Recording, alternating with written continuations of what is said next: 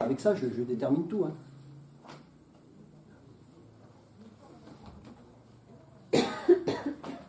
Alors, justement, qu'est-ce qu'on va déterminer la question suivante? À partir de ça, on va déterminer quelle va être l'équation de la trajectoire.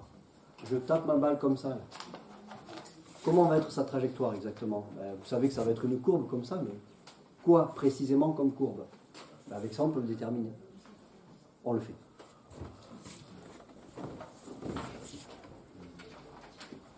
Alors, comment il faut faire ici? En fait, l'équation de la trajectoire, c'est quoi?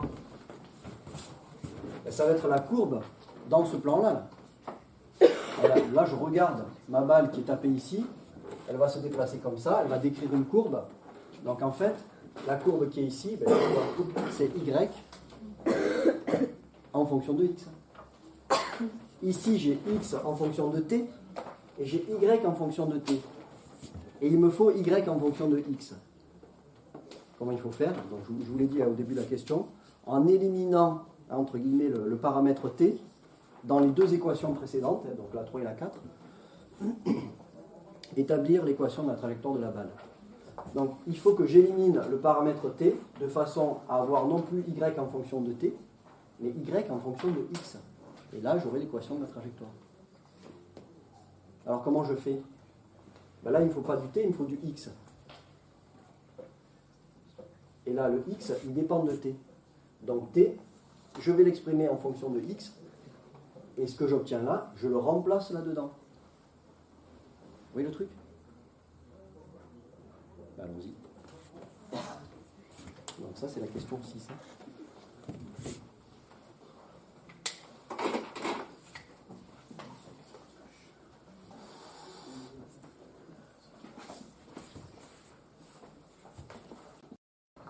Alors, la relation 3 me permet d'écrire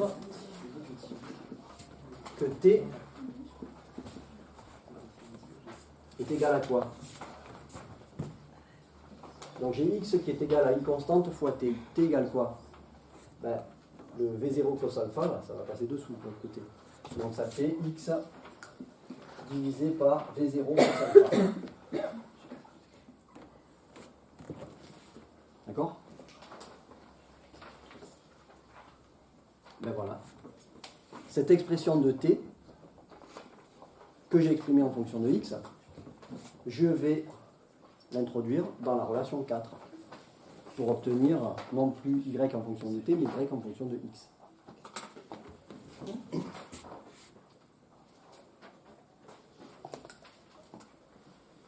On va avoir beaucoup de place. Je vais continuer ici. On a donc, alors Y, cette fois je ne mets plus de T, puisque ça ne va plus dépendre de T directement, ça va dépendre de X. Donc, Y égale 1 demi de GT carré. Alors, T c'est ça, donc T au carré, ça veut dire X sur V0 cos alpha au carré.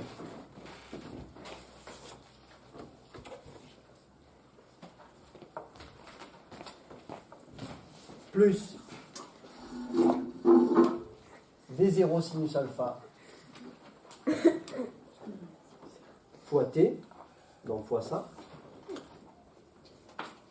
X sur V0 cos alpha, et le reste plus H.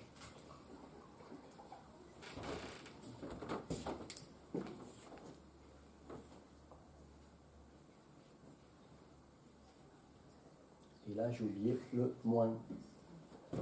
Ici.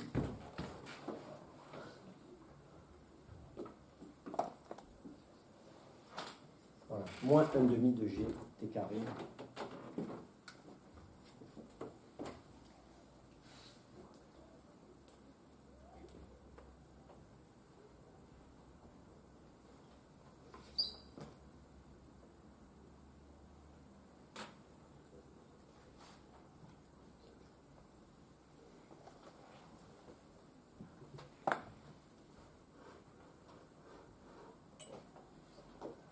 Tout va bien. Ça fait beaucoup, hein, je sais. en y allant tranquillement par étapes. Là, il faut que vous compreniez à peu près. Et ensuite, en le reprenant, bon, voilà, ça va rentrer. Il y a des petites choses à ranger là, peut-être. Ici, on voit qu'il y a V0 qui peut être simplifié ici. Et après, ben, le x carré, on va le séparer du reste.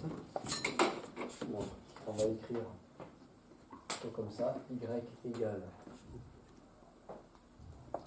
moins g sur, alors 2 ça au carré fois cos alpha au carré, et 0 carré.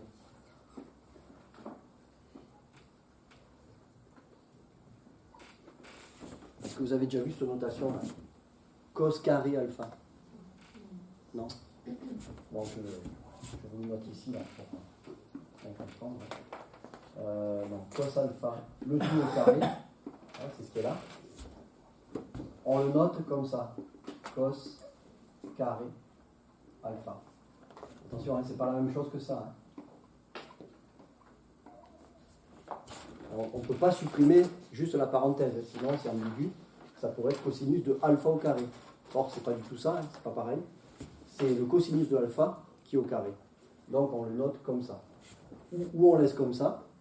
Mais comme habituellement on le note comme ça, il faut vous habituer à ça. Voilà. Je le note comme ça ici.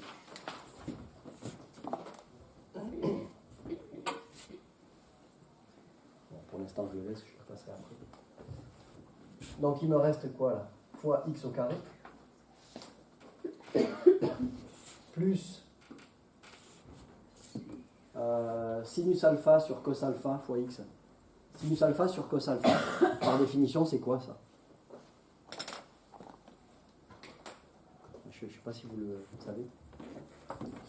Par définition, c'est tangente alpha. Le rapport du sinus d'un angle sur son cosinus, c'est ce qu'on appelle la tangente. Donc là, en fait, ça fait x fois tangente alpha. Alors, je vais le noter comme ça, tangente alpha fois x, plus h qui est une constante.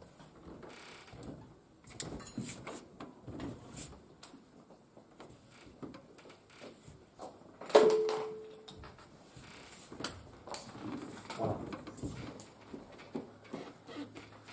Là, j'ai exprimé y en fonction de x. J'ai plus le paramètre t qui intervient explicitement. Ça dépend du temps, y aussi, mais là, je l'ai uniquement exprimé en fonction de x. Et donc cette fonction-là, ça correspond à l'équation de la trajectoire que va avoir la balle dans ce plan xy. La balle va décrire une trajectoire, donc voilà l'équation. Okay. Alors c'est l'équation de quoi ça? Bon là il y a les mêmes notations qu'en maths du coup. Y en fonction de x. Ce terme-là, moins g sur 2v0 carré cos carré alpha. Ça, c'est une constante. D'accord? Donc, j'ai une constante fois x au carré, plus, ça, c'est une constante aussi, fois x, plus une autre constante. Cette fonction est du type y égale une constante, je vais noter a, rien à voir avec l'accélération, hein, c'est une lettre pour désigner une constante, ax carré, plus une autre constante p fois x, plus une autre constante c. C'est de ce type-là. D'accord? Et ça, c'est l'équation de quoi? Alors, de la trajectoire, oui, mais en maths, c'est l'équation de quel type de courbe? Une parabole. D'accord? Voilà. Donc, la trajectoire est parabolique. Alors, attention, hein, à condition de pouvoir négliger les frottements. Un objet est lancé avec une certaine vitesse. Si on peut négliger les frottements au cours de son mouvement, alors il n'y a que le poids. Dans ce cas-là, on a ça. Et l'équation de la trajectoire, c'est une parabole. D'accord? Donc je vous ai dit, je lance un feutre là, comme ça. On va faire ça. Les frottements, dans ce cas, sont négligeables. La vitesse du feutre, elle n'est pas très grande.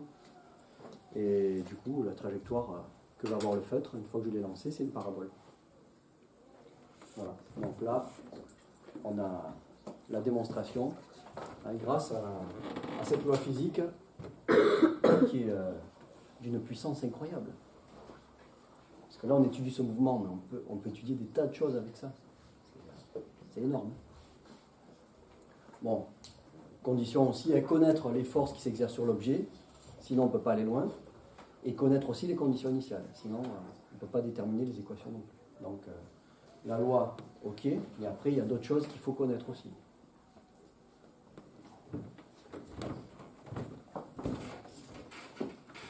On peut le noter ici. Hein. Voilà, la trajectoire. Et donc, parabolique.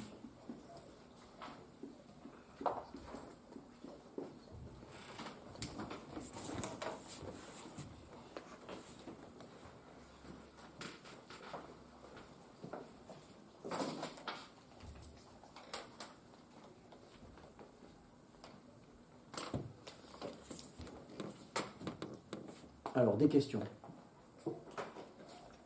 Allez-y, là, il faut comprendre le maximum ici. Bon, après, vous pouvez vous repasser ça, évidemment. Mais déjà, là, comprendre un maximum. Et après, il faut savoir faire ça tout seul. C'est pas pour de suite. Mais vous voyez que tout ce qu'on a utilisé, mathématiquement, vous l'avez appris, vous êtes en train de le voir. Enfin, au niveau des primitives, ça ne va pas bien loin. Hein. Maximum, ça va être la primitive d'une fonction du type AX. Ça fait donc 1/2 de AX au carré. Voilà, ça ne va pas être plus dur que ça. Donc au niveau mathématique, vous connaissez tous les outils. Après, voilà, il faut avoir le raisonnement en tête. Je définis bien le système, je fais le bilan des forces, j'ai mon référentiel, le repère qui est choisi pour étudier ce mouvement. Deuxième loi de Newton, et à partir des définitions des vecteurs accélération et vitesse, c'est parti.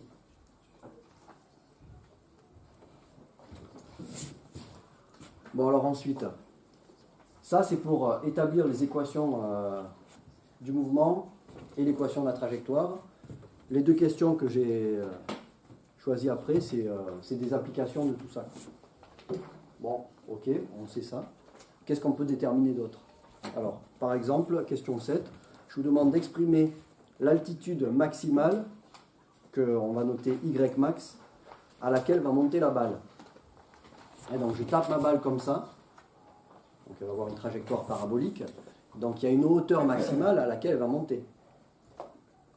À quelle hauteur elle va monter, à exprimer en fonction de l'angle alpha que je vais donner et de la valeur de la vitesse avec laquelle je vais la frapper. Donc le Y max, il va dépendre de alpha et de V0. Bon, ça, intuitivement, vous le sentez. Bon, mais le but de la question, c'est de trouver l'expression de Y max.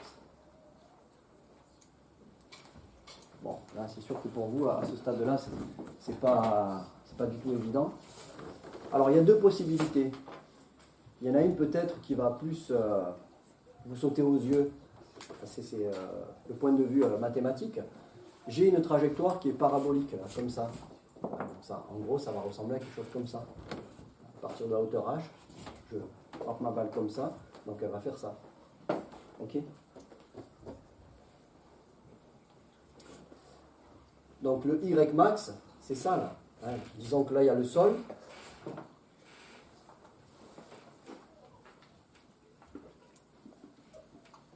C'est ça Y max. C'est ça qu'il faut déterminer. Alors, l'aspect mathématique, quand vous avez une courbe comme ça, là, ce point-là, là, vous l'appelez comment ? Vous dites la courbe passe par un... Vous l'avez étudié en maths. Un maximum. Et qu'est-ce qu'il a de particulier ce point-là, enfin, par rapport à la fonction ? Qu'est-ce qu'on peut dire de la fonction quand elle passe par un maximum ? Enfin, pas de la fonction elle-même, mais de quelque chose qui est lié à la fonction.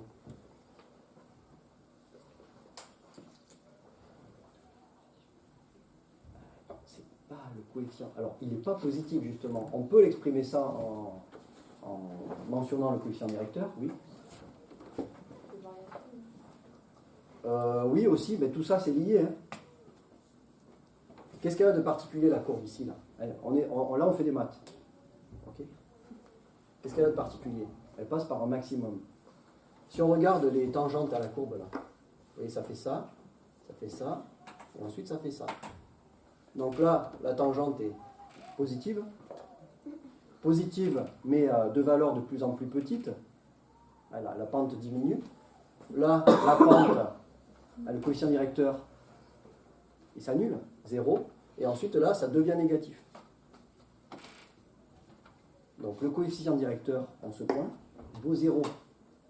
Là, il est positif, là, il est négatif, et là, il vaut 0. D'accord?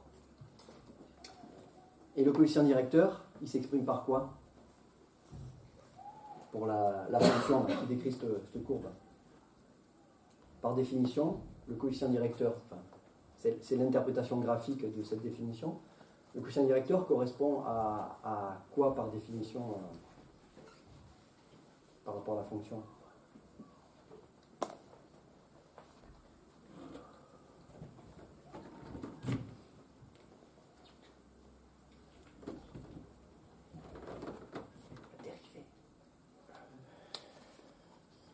Vous avez bien vu en maths que quand la fonction passe par un extrémum, soit un maximum, soit un minimum, la dérivée s'annule. Vous avez vu ça? Vous ne le mettez pas dans le tableau de variation, là, les valeurs qui annulent la dérivée, 0, et ça correspond à un extrémum de la fonction. On est exactement là-dedans. Hein. D'accord? Donc c'est bien de faire le lien aussi avec tout ça. Là. Tout ce que vous voyez en maths, ça a des applications en physique et ailleurs. Nous, ce qui nous intéresse ici, c'est en physique. Mais voilà, là, la fonction qui décrit cette trajectoire passe par un maximum, ça veut dire que sa dérivée, en ce point-là uniquement, elle s'annule. D'accord? Donc, y max, je pourrais le déterminer comme ça. Je cherche l'abscisse du point pour lequel la dérivée s'annule, et une fois que je l'ai, là-dedans, je le remplace et j'obtiens y max. Bon, c'est pas la méthode la plus simple, donc on va pas faire ça, mais ça serait possible. Ça, c'est ce que vous feriez en maths. En maths, si vous avez une étude de fonction et qu'on vous demande ça, c'est ce que vous allez faire. Hein. Vous déterminez la dérivée, y' par rapport à x, vous la calculez. La valeur qui annule cette dérivée-là, vous trouvez pour x égale tant. Une fois que vous avez cette valeur, vous la remplacez dans l'équation de la trajectoire et vous obtenez y max. L'abscisse qui correspond à l'ordonnée plutôt qui correspond à l'abscisse que vous avez trouvée. Là, on va faire autrement. C'est un peu plus simple. Mais il faut voir le truc. Donc, ce point-là, d'altitude maximale, qu'est-ce qu'il a de particulier physiquement maintenant? Là, c'est plus une simple équation d'une parabole, mais il y a quelque chose de physique attaché à ça. C'est la trajectoire d'une balle. Donc, qu'est-ce qu'on peut dire de cette balle lorsqu'elle passe en ce point-là? Est-ce que sa vitesse s'annule en ce point? La vitesse elle-même, non, elle ne s'annule pas. Par contre, il y a un paramètre de la vitesse qui s'annule. Non. L'accélération, elle est égale au vecteur g. Pendant toute la phase de ce mouvement, l'accélération est constante. L'accélération ne change pas. Elle n'est jamais nulle, ici. Bon, ça, c'est vrai qu'intuitivement, ce n'est pas forcément évident à comprendre. Alors, je reprends. Le paramètre de la vitesse qui s'annule en ce point. Vx ou Vy. Est-ce que la vitesse suivant l'axe des x, lorsque la balle passe en ce point, ça s'annule? Non, puisque Vx, c'est une constante. Donc je donne une certaine vitesse au départ et sa composante suivant x, c'est toujours la même. Par contre, la composante Vy, la balle fait ça. Sa composante suivant x, ça fait ça. Et sa composante suivant Vy, ça fait ça et ça. Et la combinaison de ce mouvement-là, suivant l'horizontale, qui est une vitesse constante, qui est là, et de celui-là, qui correspond à ça, la balle, elle monte, puis après elle redescend, la combinaison des deux, ben, ça donne cette courbe-là. D'accord? Donc en fait, je vais raisonner par rapport à ça. En ce point-là,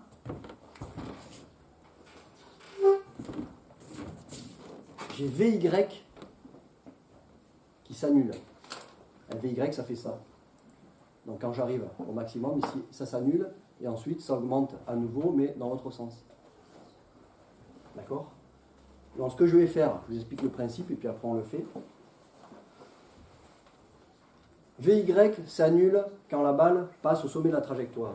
Donc grâce à cette équation, je vais pouvoir déterminer quel est le temps correspondant. Ça fait 0, j'en déduis le temps.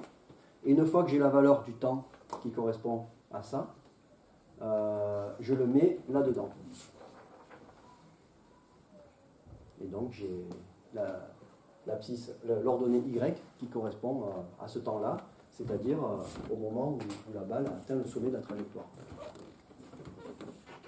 Bon, c'est pas évident, hein, mais vous le reprenez tranquillement, ça se fait. Hein. Alors, on va faire comme ça. Première étape.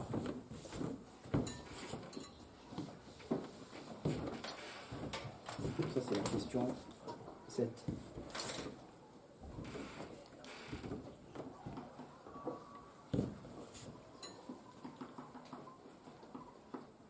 Étape 1. On cherche la date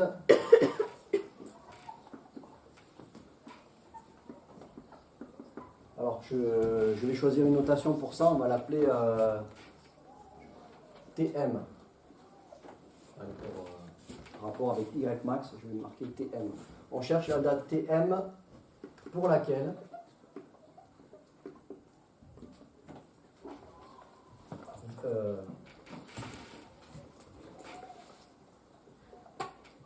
VY de TM égale 0.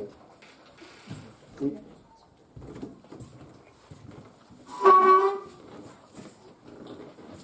Alors je prends mon équation 2 et je remplace. VY de TM, c'est ça en remplaçant T par TM. Et à ce moment-là, VY de TM, ça vaut 0. Donc on a moins G fois Tm plus V0 sinus alpha est égal à 0. Je vais le marquer là. L'équation 2, oui c'est ça. Il n'y a plus que ça. C'est à partir de l'équation 2 qu'on a ça.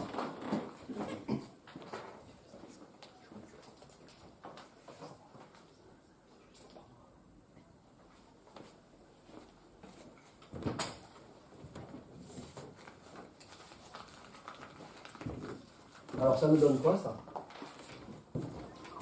Ben, ça égale 0, je passe à l'autre côté, ça fait plus, ça me fait Tm égale V0 sinus alpha sur G.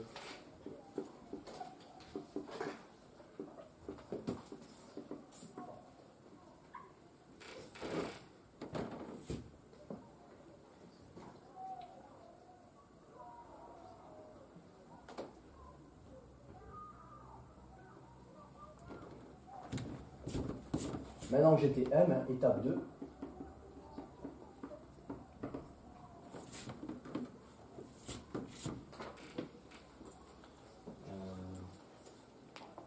On va noter que Y max, en fait, c'est Y de Tm. Donc je remplace. Hein. Alors Y de T, c'est ça. Donc en remplaçant T par Tm, j'ai cette expression-là. Et cette expression-là, c'est égal à ce que j'ai appelé Y max. Pourquoi le nombre de G quand on passe à droite disparaît? Parce que ça égale 0. Donc je fais passer ce terme-là de l'autre côté, ça devient plus. Et pourquoi devant le V0 sur sinus alpha, il n'y a pas de nom? Alors oui, parce que toi, en fait, j'ai passé ça de l'autre côté, puis après je l'écris dans l'autre sens. C'est pour ça, là, je suis allé un peu vite peut-être. Alors, je le refais ici. Si tu veux, j'ai fait ça. V0 sinus alpha égale, je passe ce terme de l'autre côté, ça fait GTM. D'accord? Donc Tm, ça me fait ça, divisé par G. Puis après, je l'écris dans l'autre sens. Voilà. Toi tu es parti en raisonnant comme ça, et c'est pareil. Hein. Mais comme je veux Tm, je laisse ce terme du côté gauche. Donc ça me fait moins G Tm égale moins V0 sinus alpha. C'est comme ça que tu as raisonné. Là, je multiplie tout par moins 1. Ben, j'ai ce moins qui saute et ce moins qui saute. Et donc je retrouve la même que celle que j'ai trouvée. OK ?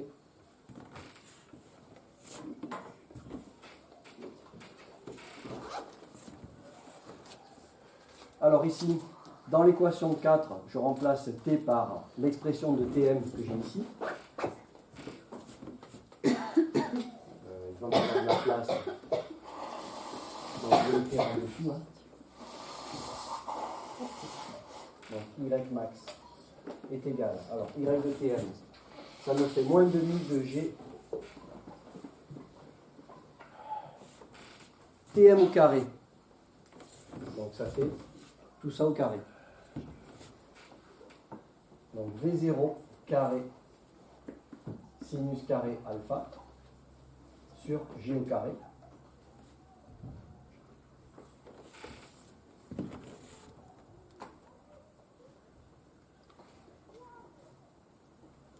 Et là au passage je vois que G ici est le carré qui se simplifie.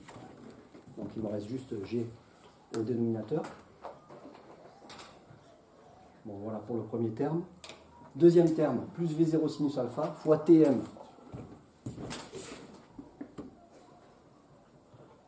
V0 sinus alpha fois Tm. Et Tm c'est ça, donc ça fait V0 sinus alpha sur G. Le troisième terme, plus H, il ne bouge pas.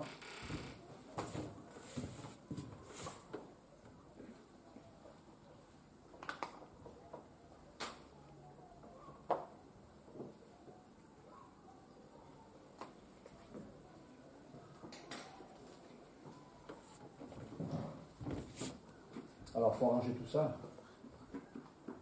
Y max, ça me donne. Alors là, on simplifie par G. En haut et en bas, il m'en reste un en bas. Ça me fait moins 1 demi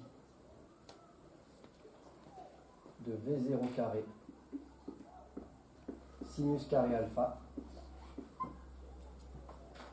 sur G.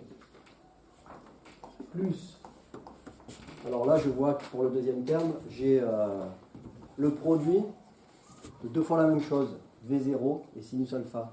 Donc ça fait V0 au carré fois sinus alpha au carré, donc sinus carré alpha. Donc ici ça fait V0 carré sinus carré alpha sur G. Et enfin plus H. Ah là ça va mieux déjà. Et là vous remarquez quoi ? Alors, pas tout à fait, mais oui, il y a quelque chose qui ressemble ici, là. Cette partie-là, c'est la même chose que ça. Là, j'en ai 1, et là, j'en ai moins 1 demi. Donc, en tout, ça m'en fait combien ? Ça m'en fait 1 demi. D'accord ? Donc, finalement, Y max, ça me fait 1 demi de V0 carré sinus carré alpha sur G plus H.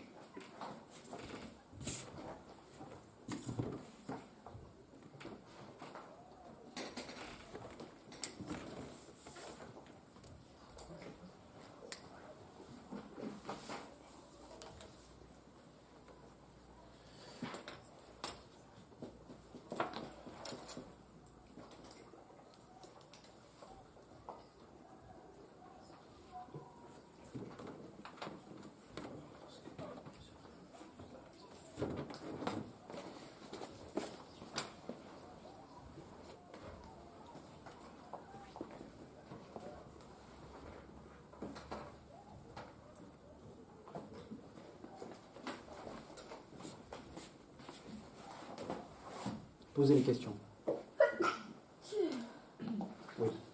il y a plus de vol, Donc ça, je vais l'entourer ici.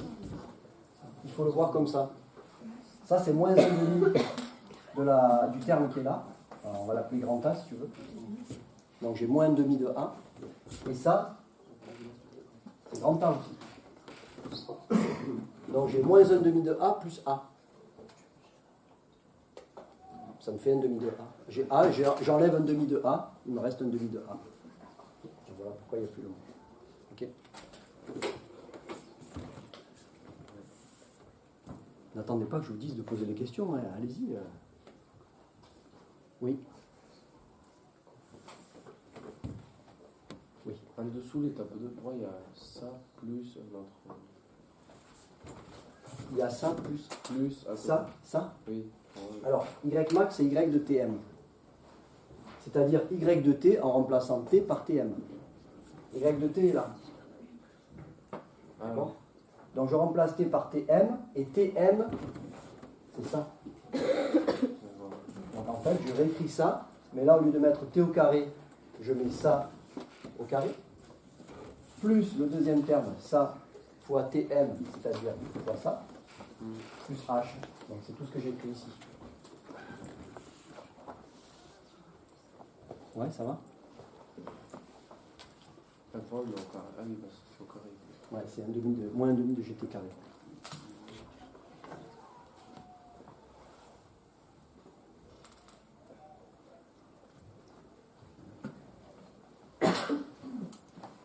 Ouh, elle est loin la seconde, oui.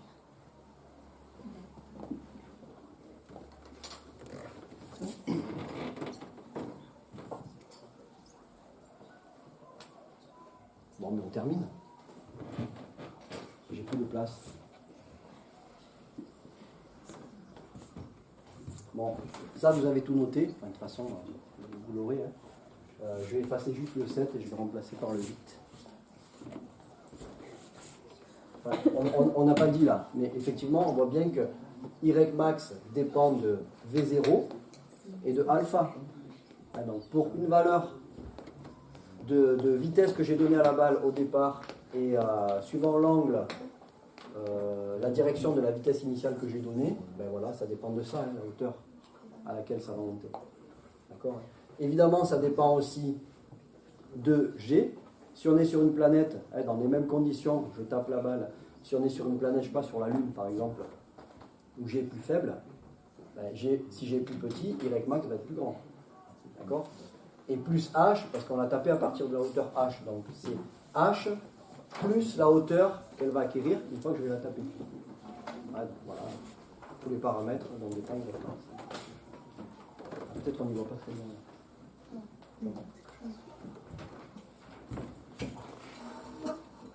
Allez, dernière question.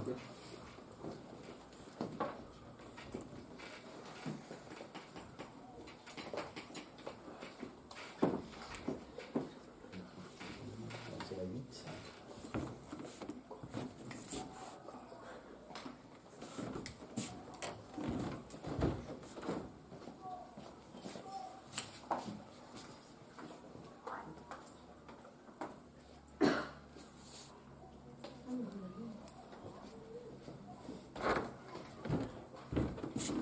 Alors, qu'est-ce que je vous demande à la dernière ? Établir l'expression de la distance grand D à laquelle la balle touchera le sol en faisant abstraction du filet si elle est frappée horizontalement. Donc, est-ce que vous voyez la situation ? Si elle est frappée horizontalement, ça veut dire que je ne la frappe pas comme ça.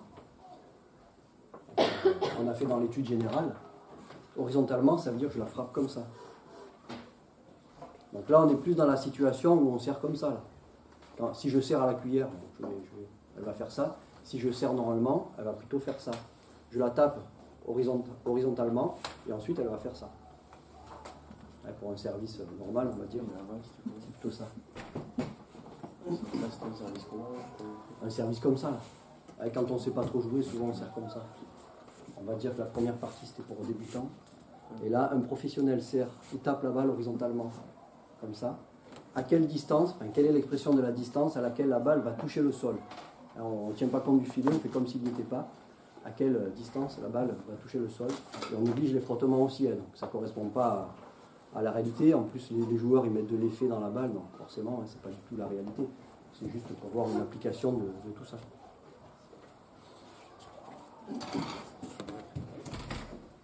Alors déjà, si on frappe la balle horizontalement, qu'est-ce qu'on peut dire déjà sur l'équation de la trajectoire? Que vaut alpha là, si je tape horizontalement? Je tape horizontalement, donc V0 est comme ça. Alpha vaut 0. D'accord? Donc la première chose à faire, c'est de réécrire l'équation de la trajectoire avec alpha égale 0.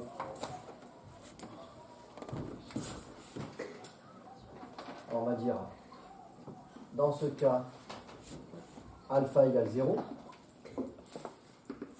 Donc ça nous donne y égale...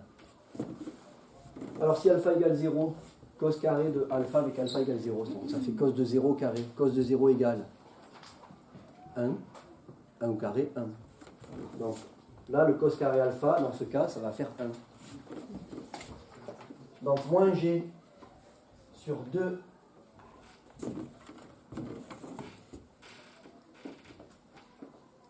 V0 carré. Et c'est tout. Fois x au carré. Plus tangente de 0. Combien ça fait tangente de 0? Ça fait 0. Ben oui. Donc plus 0 fois x. Bon, ben, voilà. Il n'y a pas de deuxième terme. Et ensuite plus h. Bon, mais ça reste comme ça. Donc voilà ce que devient l'équation de la trajectoire dans le cas où on tape la balle horizontalement. Hein. Uniquement dans ce cas. Hein. Ça, c'est le cas général. Et dans le cas où alpha égale 0, elle est tapée horizontalement, ça se réduit à ça. Okay, ben là, on est dans cette configuration. Donc ça simplifie un peu l'expression de y en fonction de x. Alors, qu'est-ce qui nous manque maintenant pour calculer d? Donc, je rappelle que l'équation de la trajectoire, elle a cette allure-là. Donc la balle est frappée à partir d'ici. Et cette fois, on la frappe horizontalement. Donc on a V0 qui est comme ça. Donc l'équation de la trajectoire, ça va être quelque chose qui fait ça. Et la distance qu'on cherche, c'est celle-là. Alors, on fait la traction du filet. Voilà, exprimer la distance à laquelle la balle va toucher le sol.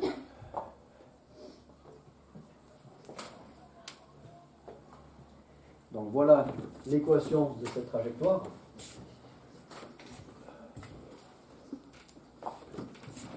Qu'est-ce qu'on peut dire? Là on a x, là on a y. Comment déterminer ce d?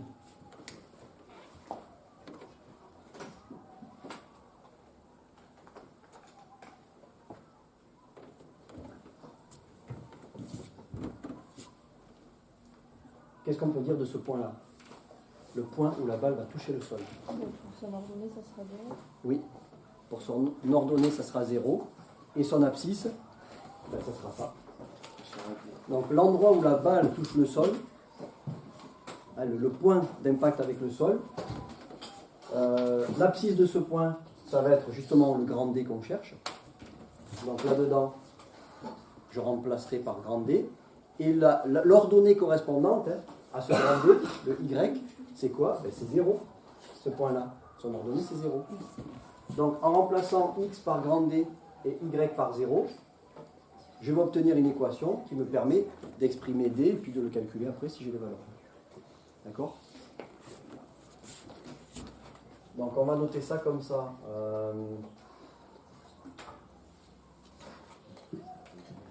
Les coordonnées.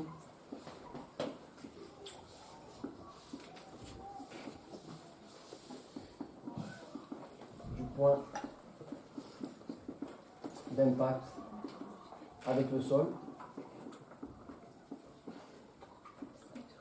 sont x égale d et y égale 0.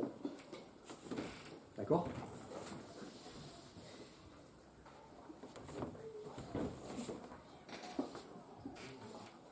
On obtient donc, je remplace dans cette équation, x par grand D et y par 0.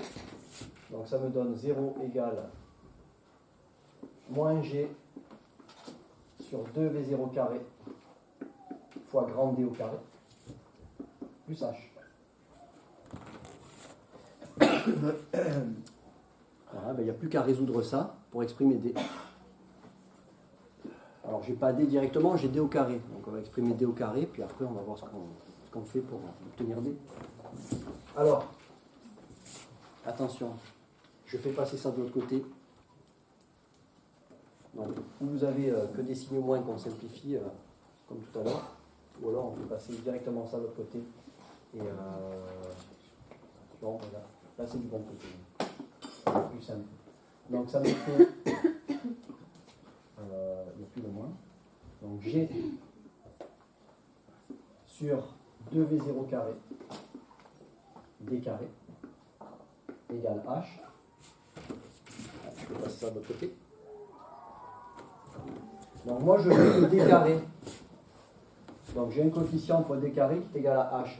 Donc ça va passer de l'autre côté, ça va passer en haut. Et le G va passer en bas. Ok?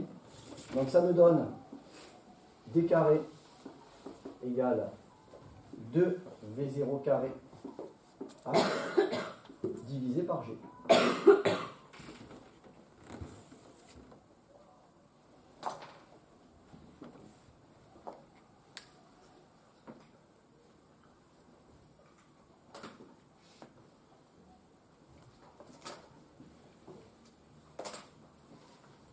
Et si D carré égale ça, D égale quoi? Racine carrée. Bon, mathématiquement, il y aurait deux solutions. C'est-à-dire racine carrée de ça et moins racine carrée de ça. Mais physiquement, moins racine carrée de ça, ça ferait une valeur négative qui pour nous n'a pas de sens physique. Donc celle-là, on ne la retient pas. Donc pour nous, la seule solution physiquement possible, la seule qui a du sens, c'est la racine carrée avec un signe plus. Donc D égale racine carrée de 2V0 carré H sur G. Alors j'ai V0 carré, je peux le sortir de la racine. On n'est pas obligé, hein, mais je le fais pour vous habituer au calcul littéral aussi. Ça donnerait quoi? Donc V0 carré, je le sors de la racine. Il n'y a que des produits là. Et quotient. Donc le carré, il disparaît. Ça me fait V0 racine de 2H sur G. Donc voilà, si on connaît la valeur de la hauteur à laquelle on frappe la balle, c'est quoi, environ 2 mètres pour un joueur qui sert normalement. Si on connaît la valeur avec laquelle il va frapper cette balle, V0, l'intensité de la pesanteur sur Terre, on la connaît, ben voilà, on peut savoir à quelle distance elle va toucher le sol. Bon, sachant que en pratique, ça ne va pas correspondre à ce qu'on mesurera, puisque dans ce cas-là, s'il frappe la balle assez fort, les frottements ne sont pas négligeables, et du coup, cette étude n'est plus valable.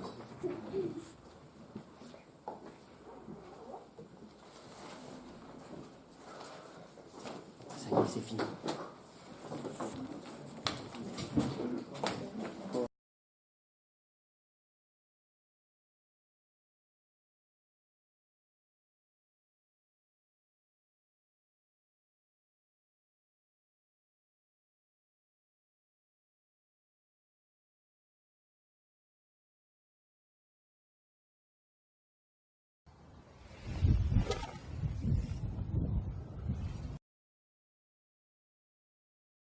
Cam Zink, he needs it. Little double drop. Cam Zink upside down with the flip. He gets it. He landed the flip.